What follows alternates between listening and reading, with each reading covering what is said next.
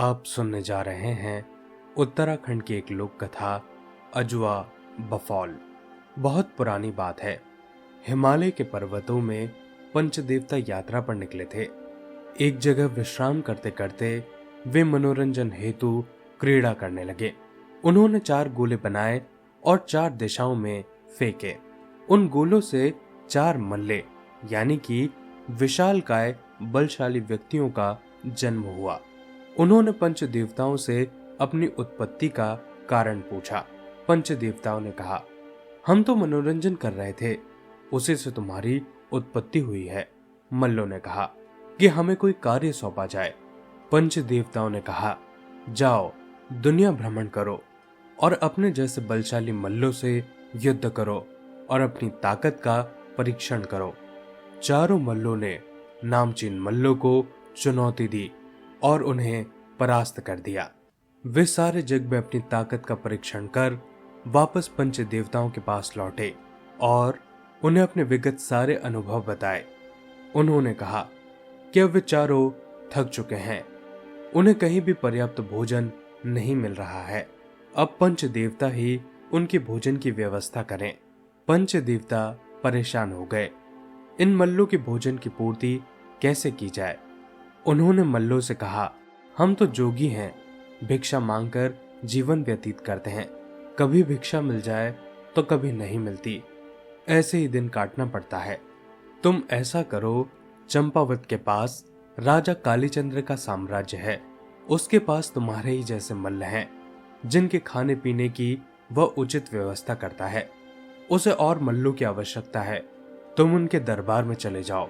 कालीचंद्र के दरबार में 22 बफौल भाई रहते थे। वे काफी बलशाली थे। उनकी एक पत्नी थी जिसका नाम था दूध केला। वे अपनी पत्नी से बहुत प्यार करते थे। पूरे राज्य में उनका प्रेम काफी मशहूर था। राजा कालीचंद्र की रानी को उनका प्रेम रास नहीं आता था। यह भी कहा जाता है कि रानी की दृष्टि बफौल भाइयों पर थी। वह चाहती थी कि सारे बफौल भाई राजा को मारकर स्वयं वहां के राजा बन जाए और वह उनकी रानी बनकर रहे, परंतु बफौल भाइयों ने ऐसा करने से इनकार कर दिया। रानी को भय था कि कहीं वे ये बात राजा को न बता दें। रानी ने एक चाल चली। उसने राजा कालीचंद्र से कहा कि बफौल भाई रानी पर कुदृष्टि रखते हैं, जिससे दरबार में उसे असहज महसूस होता है। राजा कालीचंद्र रानी के प्रति ऐसा व्यवहार कैसे सहन कर सकता था? उसने बफौलों को मृत्युदंड देने का आदेश पारित कर दिया। उसी वक्त वहां पर 4 मल्ल दरबार में आए और राजा से रखने की विनती करने लगे। राजा ने आदेश दिया कि अगर वे चारों उन 22 बफौल भाइयों का सर काट कर लाएंगे तो वह उन्हें दरबार में रख लेगा। सभी यह जानते थे कि बफौल भाई गलत विचार वाले व्यक्ति नहीं थे। वे तो सिर्फ अपनी पत्नी से प्रेम करते थे। पर राजा ने किसी की नहीं सुनी और चारों मल्लों को आदेश दे दिया। चारों मल्लों ने बारी बारी युद्ध करके 22 बफौलों को मौत के घाट उतार दिया।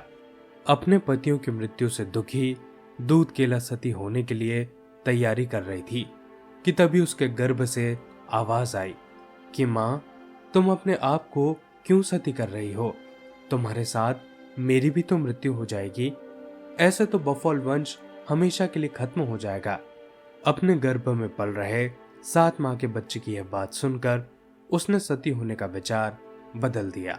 उसे अपने जीने की एक उम्मीद उस बच्चे में नजर आई। दूध केला ने अपने बच्चे को जन्म दिया और उसे अजवा बफौल नाम दिया। धीरे धीरे वक्त बीतता गया। अजू बफौल बड़ा होने लगा। उसके ताकत की चर्चा चारों ओर होने लगी। उधर चारों मल्लों की खाना पूर्ति से सभी गांव वाले परेशान हो गए थे। हद से ज्यादा खाना, दूध, दही चारों मल्ल अपने लिए ले जाते थे। उनसे कोई भी कुछ नहीं कह पाता था। अजू बफौल तक जब यह बात पहुंची तो उसने अपनी मां से उन चारों मल्लों के बारे में पूछा। तब दूध केला ने यह बताया कि इन्हीं चारों ने तुम्हारे पिता की हत्या की थी। यह बात सुन के अजू बफौल का खून खौल गया। उसने चारों मल्लों को युद्ध के लिए ललकारा। उसके बीच काफी भयंकर युद्ध चला और बारी बारी से अजू बफौल ने चारों मल्लों को मौत के घाट उतार दिया। उनको मारने के बाद ही अजू बफौल का गुस्सा शांत हुआ। इस तरह गांव वालों ने भी चैन की सांस ली।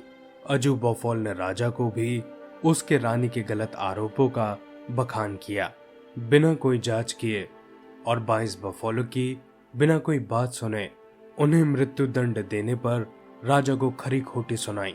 राजा ने रानी से बलपूर्वक पूछने के बाद रानी ने सब कुछ सच बोल दिया।